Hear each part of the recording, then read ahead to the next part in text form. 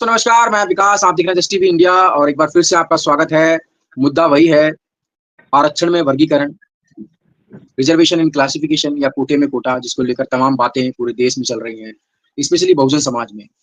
क्योंकि जब से ये फैसला आया है, तो समाज जो है वो डिवाइड हो चुका है और कुछ लोग हैं जो पक्ष में अपनी आवाज़ रख रहे हैं, कुछ विरोध में इसकी आवाज़ रख रहे हैं, लगातार प्रोटेस्ट भी हुए हैं और सीट्स पे बैठे हुए जो जो लीडरशिप है, वो भी लगातार इस वर्गीकरण को नकारती रही है, चाहे वो बहन कुमारी मायावती हों, चाहे वो चंद्रशेखर आज़ाद हों और भी तमाम जो पॉलिटिशियन हैं, वो लगातार इसका विरोध करते रहे हैं। ऐसे में हमारे साथ गुलाब सिंह जी मौजूद हैं। आप वाइस प्रिंसिपल हैं और विद्यालय प्रमुख भी हैं एक गवर्नमेंट स्कूल में। तो आज चर्चा का विषय यही है कि वर्गीकरण को किस तरीके से लोगों तक पहुँचाया जाए। तो गुलाब सिंह जी, बहुत-बहुत स्वागत है आपका। इस बहुत सार्थक शुक्रिया। चर्चा में हमारा उद्देश्य यही है कि समाज में एक पॉजिटिव मैसेज जाए। कोर्ट का जो जजमेंट है 565 पन्नों का, उस 565 पन्नों की जो भावना है वो लोगों तक जाए। तो गुलाब सिंह जी क्या कहेंगे? ये जो वर्गीकरण है काफ़ी पेचीदा होता जा रहा है और आखिर इस वर्गीकरण की ज़रूरत समाज के लिए कितनी ज़रूरी है? सबसे पहले तो आपके दर्शकों को और आपको का बहुत-बहुत धन्यवाद। आप जिस तरह के इश्यूज़ को लेकर के, जिस तरह के मुद्दों को लेकर के सक्रिय हैं, वो बहुत ज़रूरी हैं। क्योंकि जो समाज का एक बड़ा तबका है, उसको तो जानकारी ही नहीं है क्या चल रहा है और हुँ, कौन से मुद्दे किस तरह से उनकी ज़िंदगी को प्रभावित कर रहे हैं, कैसे उनके भविष्य को निर्धारित करने में उनकी भूमिका होगी। इसके लिए केवल मनोरंजक कार्यक्रम या किसी मेले-ठेले का वर्णन कर देने की अपेक्षा, अगर इस तरह हुँ, के कुछ ज़रूरी मुद्दों पर बातचीत होती है, तो निश्चित रूप से रुचि भी बनेगी और लोगों की जानकारी बढ़ेगी और उसमें सही समझ बनाने में योगदान होगा। तो आपके दर्शकों को और आपको बहुत-बहुत का आभार कि आपने मुझसे बातचीत करने का निर्णय लिया।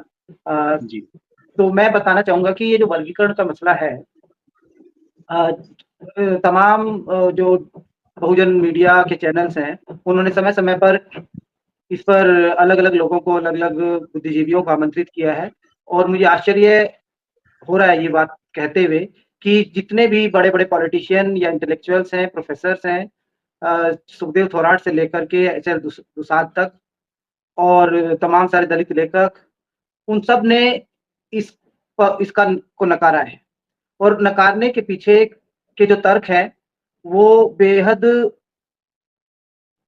हल्के हैं और वही तर्क हैं जो अक्सर आरक्षण की पूरी नीति के विरुद्ध उच्च जातीय जो समूह है, उच्च जातीय समुदाय है जो तर्क दिया करता था, लगभग वही तर्क आ रहे हैं। कुछ अलग-अलग तरीके से उसको रैशनल कर दिखाने की कोशिश कर रहे हैं कि ये समाज हुँ, टूट जाएगा, एकता छिन्न-भिन्न हो जाएगी हुँ, और और कुछ तो ये ऐसे तर्क दूसरी तरह के तर्क ये हैं कि जो लोग हुँ, पढ़ते नहीं हैं, ये लोग झाड़ू गंदा काम करने में इनकी रुचि है, ये लोग नकारा हैं। तो इस पर मेरा कहने का मैं कहना ये चाहता हूँ कि ये जो आमतौर पर मोटे तौर पर तो ये 2 जातियों की के संघर्ष के तौर पे देखा जा रहा है, आरक्षण को लेकर। एक जाटव या चमार ये और दूसरी तरफ वाल्मीकि। लेकिन ये मुद्दा जी, 2 जातियों का बिल्कुल भी नहीं है। ये 2 जातीय समूहों का मुद्दा है। एक वो जो ऐतिहासिक प्रक्रिया में आरक्षण का लाभ पाने में सफल हो पाए और दूसरा तबका जो आरक्षण का लाभ नहीं मिल सका जिनको। उसके ऐतिहासिक, आर्थिक, सामाजिक, सांस्कृतिक कारण हैं। उनकी अनदेखी किए बिना हम सही निष्कर्ष पर नहीं पहुँच पाएँगे। केवल हम मैं इसलिए ये बात नहीं कह रहा हूँ चूँकि मैं वंचित तबके में मेरा जन्म हुआ है, इसलिए मैं इस बात का समर्थन कर रहा हूँ। बल्कि इसलिए कर रहा हूँ क्योंकि ये सही है। अगर जी, कोई दूसरे उस समूह के, उस समुदाय के लोग जो लाभ पा गए हैं, लाभ हुँ, जिनको बड़ी संख्या में मिले हैं, अगर हुँ, उनमें से बड़ी उम्मीद तो ये की जा रही थी कि जो साहित्य में, समाजशास्त्र में, राजनीति में बड़े आदर्शों की बात करते हैं, दबे-कुचले लोगों की हुँ, राजनीतिक आवाज़ को उठाने की बात करते हैं और वो हुँ, सबकी बात करते और तर्कों के आधार पर हुँ, इसका समर्थन करते, ये उम्मीद की जानी थी। लेकिन मुझे बेहद खेद और आश्चर्य है कि 10 में से 5 भी नहीं, शायद 1-2 एक ईश कुमार गंगानिया जी का मैं आभार व्यक्त करना चाहता हूँ कि उन्होंने बहुत तार्किक दृष्टि से इसका समर्थन किया है। एक प्रोफ़ेसर हुँ, राजकुमार जी उन्होंने समर्थन किया है। उसके हुँ, अलावा तमाम जितने भी मिलने-जुलने वाले लोग हैं, वो इसका हुँ, पुरज़ोर विरोध करते हैं और उसमें वो तटस्थ तरीके से तार्किक दृष्टि से नहीं, बल्कि उसी भावना जिसको हम नव ब्राह्मणवाद कहते हैं, उसी भावना से ग्रसित दिखते हैं, जिसका जो गलत है। और ये जो दलित एकता या बहुजन एकता या दबे कुचले सामाजिक समूहों की जो एकता है, उसको तोड़ने की बात वो कर रहे हैं। जो समुदाय जो आगे बढ़ा है, उसकी ज़िम्मेदारी ज़्यादा बनती थी कि इस पर से एक रैशनल थॉट अपनाए। लेकिन इसके साथ मैं एक बात कहना चाहता हूँ लेकिन कि ये गुलाब ये सिंह एक सर, जी, जी, सबसे जी, बड़ा जी। सवाल ये खड़ा होता है कि जो शीर्ष पे नेतृत्व बैठा हुआ है, शीर्ष पे जो नेतृत्व बैठा हुआ है, वो लगातार इसका विरोध कर रहा है। कल फरीदाबाद में बहन कुमारी मायावती जी, जो बहुजन लीडर आइकॉन है बहुजन समाज की, जिनके पीछे बहुजन समाज चलता है, आज वर्गीकरण जरूर हो गया, लेकिन आज भी कहीं ना कहीं लोगों के दिलों में, जो वर्गीकरण के समर्थन में है, जो वर्गीकरण के विरोध में, वो मायावती, बहन कुमारी मायावती जी का तो रिस्पेक्ट करते हैं हम लोग। लेकिन बहन जी ने कल भी फरीदाबाद की मीटिंग में कहा, फरीदाबाद की जो रैली को संबोधित कर रही थी वो, वहां पर भी उन्होंने यही वर्गीकरण को लेकर कहा है कि वर्गीकरण से समाज बढ़ जाएगा, मैं समाज को बंटने नहीं दूंगी, ये लोग आरक्षण खत्म करना चाहते हैं, बीजेपी आरएसएस की साजिश है ये। तो गुलाब सिंह जी कैसे, किस तरीके से, क्योंकि शीर्ष पर बैठा हुआ नेतृत्व तो लगातार वर्गीकरण को नकार रहा है, तो कैसे फिर ये सारी चीजें और जो अलगाववाद की स्थिति समाज में पैदा हुई कैसे ठीक होगी? ये तर्क बेहद हल्का है कि समाज विभाजित हो जाएगा।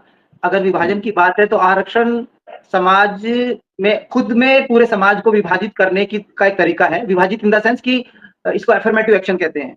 एक ऐसा तरीका ये समानता लागू करने के लिए उन लोगों को सहारे की या प्रमोशन की ज़रूरत है, जो किन्हीं ऐतिहासिक कारणों से वंचित रखे गए।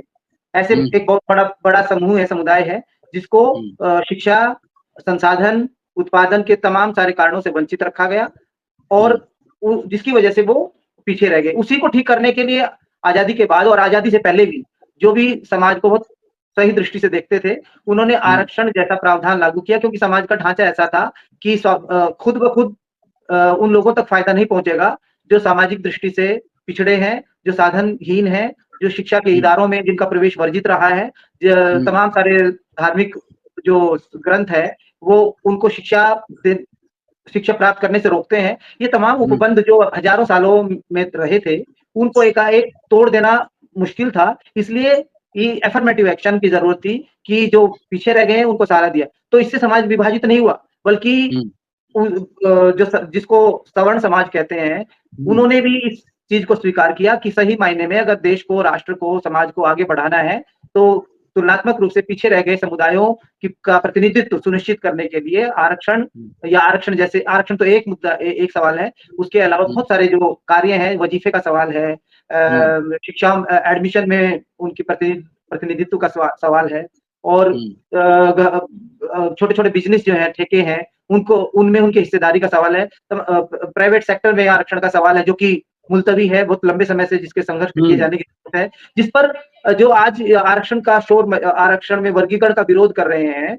उन लोगों ने ये सवाल अगर इतना बेचैनी थी और इतना ये था कि समाज बँट रहा है, तो उनको कोशिश ये करनी चाहिए थी कि निजी क्षेत्र में आरक्षण लागू किया जाए। वजीफे जैसे महँगाई बढ़ रही है, जैसे-जैसे चीज़ें मुश्किल होती जा रही हैं, जैसे निजीकरण की वजह से आम लोगों की ज़िंदगी में मौके कम हुए हैं, उसको ठीक करने के लिए एक आंदोलन चलाने की ज़रूरत थी।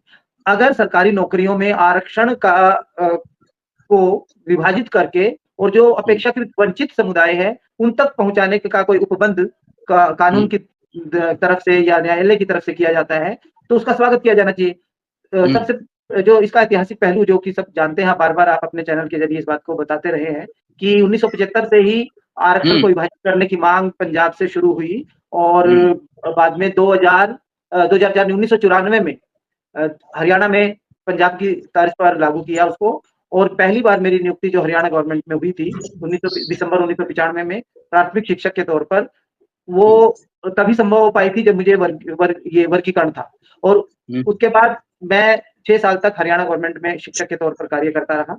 वहाँ यूनियन में भी मैं सक्रिय था, राजकीय अध्यापक संघ में। तो जब ये लागू था तब प्रतिनिधित्व नीचे की जातियों का वाल्मीकि जाति की बात नहीं है, वाल्मीकि के अलावा धानक, खटीक, डेहा, बाजीगर और हाँ ये इस तरह की जो इस तरह के डॉक्टर साहब मैं वही तो चर्चा हो रही है कि अगर हरियाणा में देखें तो 37 से 40 जातियां हैं, उत्तर प्रदेश में देखें तो 59 जातियां हैं, मध्य प्रदेश की जो जातियां हैं वो अलग हैं। तो यहाँ तो सभी जातियों को कहीं ना कहीं प्रतिनिधित्व देने की बात चल रही है इस फैसले के माध्यम से, लेकिन इसको दिखाया कुछ और जा रहा है जमीनी स्तर पे। बिल्कुल, ये केवल जाटव, चमार ओब्लिक वाल्मीकि के बीच का विभाजन नहीं है, बल्कि लाभ हासिल जातियां बरक्स वो इससे वंचित रहने वाली जातियों का मसला है। और ये बहुत ही देर से लिया गया सही निर्णय है। इस निर्णय को जितना जल्दी हो सके लागू करना चाहिए। और ऑलरेडी 20 वर्ष जो है ना का नुकसान हो चुका है। अगर ये 20 साल में अगर जस्टिस गुरनाम जी की रिपोर्ट देखें तो उसके आंकड़े भी यही कहते हैं। जस्टिस गुरनाम जी की अगर रिपोर्ट देखें तो उसके भी आंकड़े यही कहते हैं कि 10 सालों में बहुत कुछ हुआ है, 10 सालों में स्थिति परिवर्तित हुई है। 200 ज्यादा वैकेंसी लेकर आए, जिन पे लगातार आरोप लग रहा था कि वो पढ़ते नहीं है, लिखते नहीं है। ये लगातार आरोप तो एक उसके बाद यही लग रहा है कि ये लोग पढ़ते नहीं है, ये लोग मतलब सफाई का काम जो मतलब एक जाति से जोड़ दिया गया है इसको। यही तर्क तो जो आरक्षण के प्रोविजन का विरोध करने वाले सवर्ण जातियां थी, वो इसका इसी आधार पर विरोध करती थी कि मेरिट खत्म हो जाएगा, मेरिट को प्रमोशन नहीं अगर नहीं मिलेगा तो नुकसान होगा देश का। तो और ये तो लोग पढ़ते नहीं है, कंपटीशन करो, आगे आओ, इनको केवल शिक्षा में वो दे दो, हिस्सेदारी दे दो, केवल शिक्षा में हिस्सेदारी दे देंगे, तो जब ये काबिल हो जाएंगे तो इनको प्रतिनिधित्व मिल जाएगा। तो ये जिस तरह की बातें की जा रही है, इसको इसीलिए नव ब्राह्मणवाद कहा जाता है। इसको नव ब्राह्मणवाद इसके लिए सही संज्ञा है, क्योंकि बाकी जातियों को अपने से हीन मानना और उनके ऊपर ये चस्पा कर देना कि ये पढ़ते नहीं है, इनको गंदगी पसंद है, इनको इस तरह के मतलब ये कंफर्ट जोन में फंसे हुए लोग हैं। तो कंफर्ट जोन में फंसे होने की बात नहीं, सामाजिक, सांस्कृतिक, आर्थिक कारण है। मैं एक बिंदु जो आमतौर पर आपकी बातचीत में भी नहीं आता है, जो कि आना चाहिए, वो ये कि वाल्मीकि जाति का जो पेशा है, वो सेवा का पेशा है, रहा है, मतलब ऐतिहासिक रूप से। जो सफाई है एक सर्विस वर्क है ये। दूसरी तरफ जो चमार समुदाय जिस काम से जुड़ा हुआ तो चमड़े का है।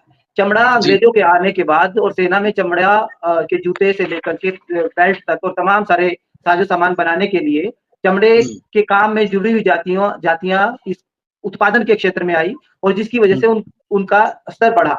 और स्तर बढ़ने से निश्चित रूप से उनके जो संतानें हैं, उनके जो बच्चे हैं आने वाले, वो शिक्षा पाने अपेक्षाकृत शिक्षा पाने में सफल हो पाए और आरक्षण का फायदा उठा पाए। दूसरी तरफ वाल्मीकि और इस तरह की जातियां जो कि सेवा के कार्य करते थे, सेवा के कार्य करने की एक दिक्कत ये कि महानगरों में जब सफाई सैनिकों की जरूरत पड़ी, सफाई कर्मियों की जरूरत पड़ी, तो बड़ी संख्या में पलायन करके वो शहर की तरफ गए, शहरों में आए। और बाबा साहब ने खुद बोला था कि दलितों, अगर सामंती उत्पीड़न से मुक्ति चाहते हो तो गांव छोड़ो।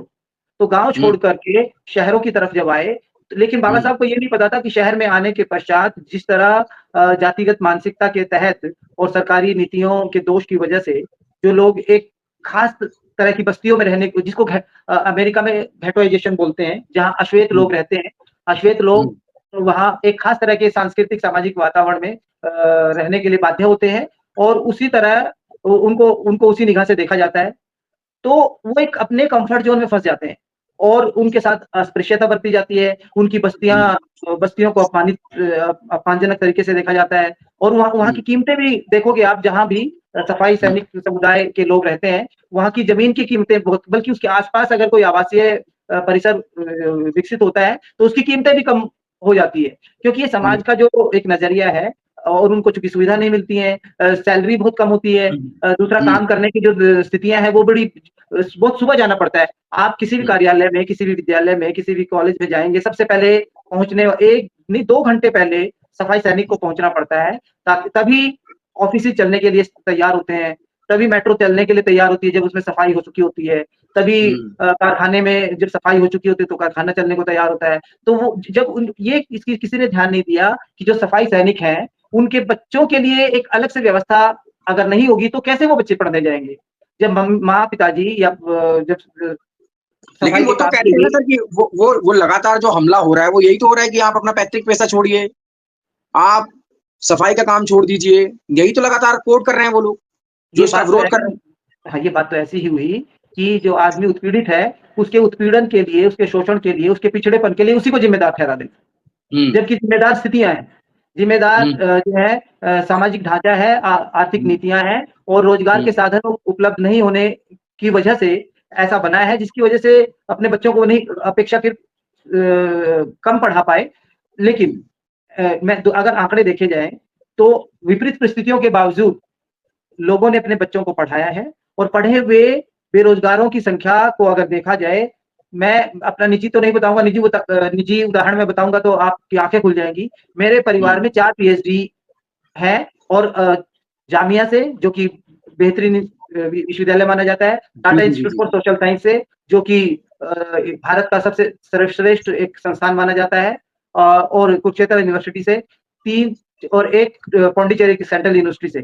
4 मेरे परिवार में पीएचडी हैं और चारों को बहुत ही आप बात करके देखें कभी, बात करने से लेकर के लिखने तक और अंक प्राप्त करने में, हर तरीके से वो बहुत अव्वल हैं। लेकिन दुर्भाग्य की बात है, चारों को नियुक्ति पाने में भयानक अवरोध का सामना करना पड़ा। उसका सबसे बड़ा कारण एक मैं बता देना चाहता हूँ कि लाइज़न जो जी, ऑफिसर होता है ना इंटरव्यू लेते वक़्त, लाइज़न जी, ऑफिसर भी उन्हीं कम्युनिटीज़ का होता है जो लाभ पा गए होते हैं। जब वो जी, उदाहरण के तौर पर जाटो समाज का एक प्रोफ़ेसर लाइज़न ऑफिसर जी। बना, जब इंटरव्यू देने वाले वाल्मीकि समाज, धोबी समाज, खटीक समाज के लोग आएँगे और लाइज़न ऑफिसर वहाँ पर जो बैठा हुआ है, जिस कम्युनिटी का हुँ, जिस कम्युनिटी का बैठा हुआ है, वो इतनी घोर जातिवादी मानसिकता से ग्रसित है कि वो हुँ, कैंडिडेट चुनेगा अपने ही जाति का। हुँ, मैं तो कहता हूँ कि लाइज़न ऑफिसर ब्राह्मण या सवर्ण जाति का हो तो हम उसकी निगाह में समान रूप से घृणित हैं, समान रूप से हम उनके लिए बराबर हैं। वो कम से कम हमें हुँ, बराबर निगाह से देख करके अगर चयन करने की बाध्यता होगी तो वो निष्पक्ष दृष्टि से हमारा चयन करेगा। लेकिन अगर इन जातियों में से कोई लाइज़न ऑफिसर बनता है और उसको ज़िम्मेदारी दी जाती है कि वो इनमें से चुने, तो निश्चित रूप से वो अपनी जाति के व्यक्ति को चुनेगा। मतलब सही नहीं है चुनना, लेकिन दुर्भाग्य की बात है कि जिस तरह की मानसिकता से वो ग्रसित है या जिस तरह का उसका मानसिक बनावट है, वो हुँ, अपनी ही जाति के व्यक्ति को चुनता है, जिसकी वजह से बहुत शिक्षित मेरे परिवार की मैं एक सदस्य मैं बताना चाहता हूँ कि वो हुँ। 3 बार जुडिशरी के एग्ज़ाम पास कर चुकी और 30 में से 30 में से 27 एक ही जाति के लोगों का हुआ और हमेशा उसका बहुत अच्छे अंक लाने के बावजूद उसकी नियुक्ति नहीं हो पाई। और क्या यही कई एक वजह एक क्या गुलाब सर क्या यही एक बड़ी वजह है जिसकी वजह से वर्गीकरण होना चाहिए? नहीं, तमाम सारे कारण हैं, वर्गीकरण इसलिए भी होना चाहिए क्योंकि योग्यता की जहाँ तक बात करते हैं ना, मेरिट की बात, मेरिट तो हुँ, अवसरों से मिलती है। अवसरों हुँ, से मिलती है, शिक्षा के अवसर, और उनको काम करने का जब मौका मिलेगा तभी तो वो प्रमाणित करेंगे खुद को। जब तक काम करने का अवसर नहीं मिला, और काम करने के अवसर में जातिगत मानसिकता आ जाती है। वो जाति की जो मानसिकता है वो सब में समान रूप से काम करती है।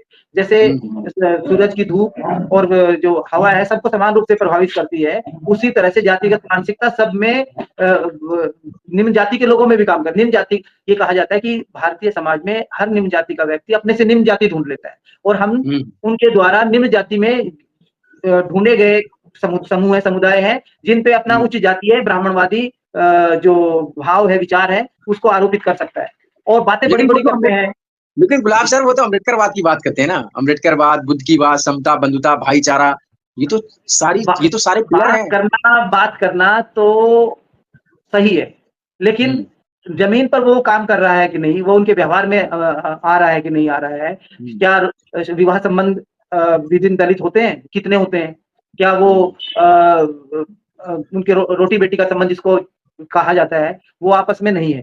इसलिए समाज में पहले से विभाजन है और उनको लग रहा है कि वर्गीकरण से विभाजन हो जाएगा। ये इससे हुँ, हास्यास्पद बात क्या हो सकती है? समाज पहले से विभाजित है और हुँ, जहाँ तक कॉमन मसले हैं, उन पर लगातार हुँ, संघर्ष करते रहे हैं। आप हुँ, कार्यालयों में देखेंगे, कार्यालयों में जब उच्च जातिवादी मानसिकता से लोहा लेना होता है, तो तमाम सारे लोग, अगर वो कम संख्या में भी है, मान लिया 1-2 वाल्मीकि, खटीक, धानक, इस तरह के समूह से 2-3 लोग हैं और 5 लोग जाटो चमार समुदाय से, पासवान समाज से या महार समाज से हैं, तो उनमें आपस में एकता तो बन जाती है इस आधार पर। वो तो अच्छी हुँ, बात है, वो एकता बनती है।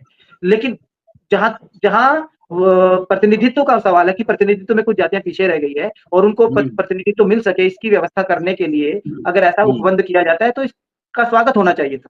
अगर इस स्वागत होता तो एक जोरदार एकता बनती और बहन मायावती जिस राजनीति की बात करती हैं, बहुजन राजनीति की बात करती हैं, या तमाम वो तो राजनीतिक दल जो बहुजन की राजनीति, दलितों की राजनीति, उत्पीड़ित सामाजिक समुदायों की राजनीति की बात करते हैं, हुँ, उनके लिए बहुत सुनहरा अवसर था, जिस पर वो गलत निर्णय लेकर के और गलत निष्कर्ष पर पहुँचे हैं और इस ऐतिहासिक मौके को गँवा गंवा दिया है उन्होंने। 20 साल लेकिन पहले सर लगातार वो तो लगातार पूरे कॉन्फिडेंस के साथ इस बात को रखेंगे सर।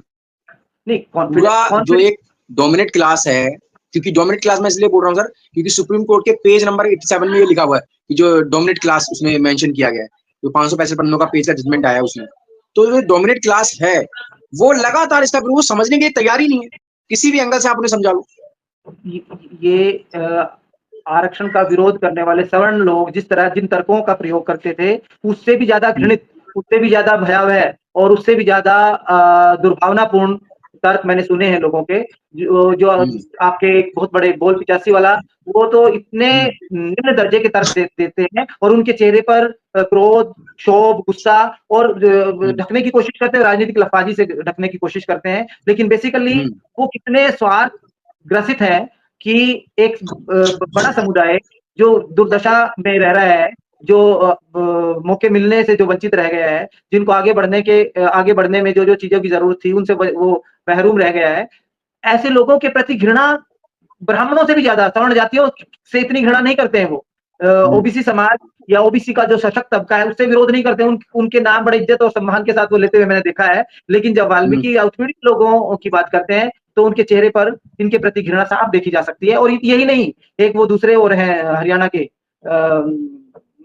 क्या नाम है उनका, जिनके सिर पे कम बाल है, वो सुमित चौहान। हाँ जी, हाँ जी, हाँ, सुमित चौहान बेहद लफाजीपूर्ण, गैर तार्किक और चाशनी में लपेटे हुए, समता की चाशनी में, झूठी चाशनी में लपेटे हुए तर्कों को वो पेश करते हैं, बेवकूफ बनाने की कोशिश करते हैं। मैं चाहता हूं कभी अपने चैनल पर मेरी उनसे बातचीत कराइए, चाहे चैनल के जरिए भी कराइए और वैसे भी करा सकते हैं। मैं सबसे अच्छा जो स्टैंड मैं देखता हूँ मेन स्ट्रीम के जितने भी राजनीतिज्ञ हैं, योगेंद्र यादव ने बहुत लंबा पॉडकास्ट मैंने उनका सुना और उन्होंने बहुत तर्कों के आधार पर इसका समर्थन किया और इसको बहुत जरूरी माना है। वो तर्क इनको समझ नहीं आते, कोई सुनने को तैयार नहीं है। ये खुद सारे तर्क गुलाब सर, ये वो सारे तर्क तो बीजेपी आरएसएस से कनेक्ट कर देते हैं कि ये तो बीजेपी आरएसएस का मानना है ऐसा। जितने भी आप तर्क दें, चाहे वो रेल की गाड़ी का तर्क हो, चाहे वो गवई साहब ने जो लिखा हुआ है उसमें जजमेंट में उनका तर्क हो, गवई साहब ने तो पूरा जो बाबा साहब के जितने भी वॉल्यूम है उसी को उतार कर उसमें रख दिया है। तो जितने भी तर्क दो वो सारे तर्क निराधार हो जाते हैं।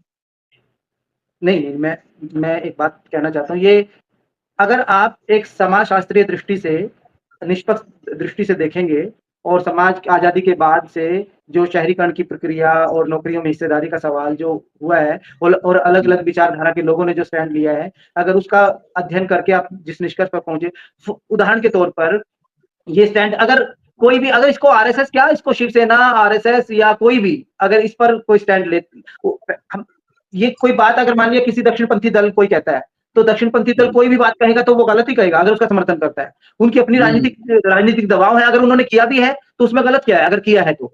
आप हालांकि मैं ये मानता नहीं हूं ये किसी दक्षिणपंथी राजनीति दल की साजिश या तोड़ने का वो है, ये बेहद भरमाने वाले तर्क है, इसमें कोई इसके अंदर तार्किक क्षमता नहीं है।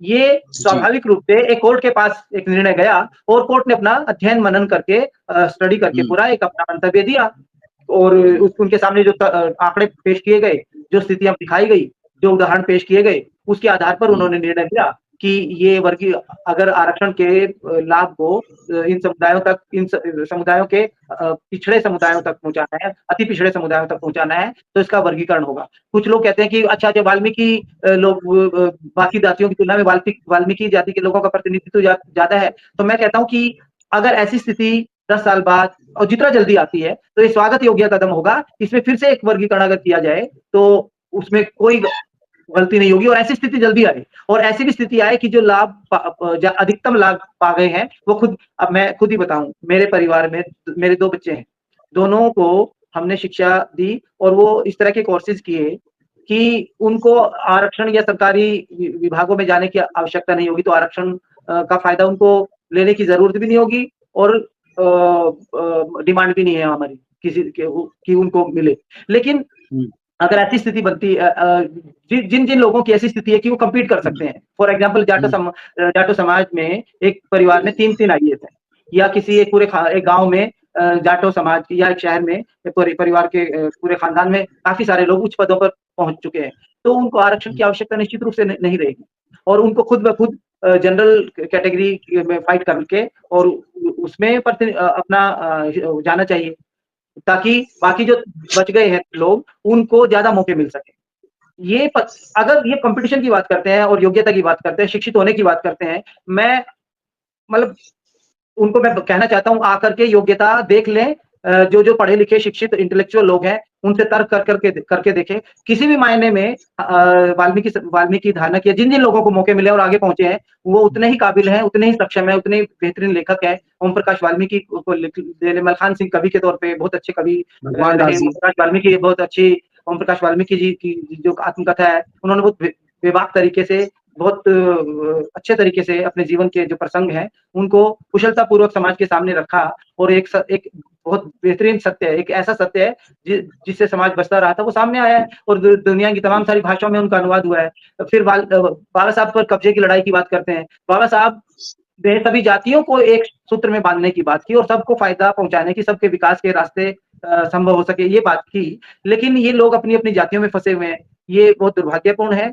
अगर सच में बहुजन राजनीति या दलित राजनीति, दलित साहित्य, दलित जो विमर्श है, उसको ज़िंदा रहना हुँ, है, तो वर्गीकरण का समर्थन करना होगा, नहीं तो यह अपनी स्वाभाविक क्या कहेंगे, समय से पहले जो हासिल करना था इसको, उन चीज़ों को हासिल ना हुँ, करके ये अवसान की ओर चला जाएगा। पिछले दिनों में एक एपिसोड का देख रहा था, दिलीप मंडल अपने कह रहे कि दिलीप मंडल और तमाम सारे लोग जो हैं, वो बड़े इंटेलेक्चुअल जो अब तक माने जाते रहे हैं, वो तमाम सारे लोग इस पर बहुत बेईमानीपूर्ण तर्क रखते हुए इसका विरोध कर रहे हैं, जो खुद अपनी-अपनी जातियों, अपने-अपने समूहों और बल्कि जाति में उच्च वर्ग का प्रतिनिधित्व करने वाले लोग हैं। इन जातीय समूहों में नीचे वाले तबकों का समर्थन करने वाले लोगों का अभाव है, इसलिए मुझे लगता है ये दलित आंदोलन को बहुत भारी नुकसान पहुँचा रहे हैं और हुँ, ये वर्गीकरण का समर्थन करने वाले लोग, मुझे लगता है देर-सवेर इनको समझ में आएगी और ये आरक्षण में वर्गीकरण का समर्थन करेंगे और समर्थन हुँ। करके फिर एकता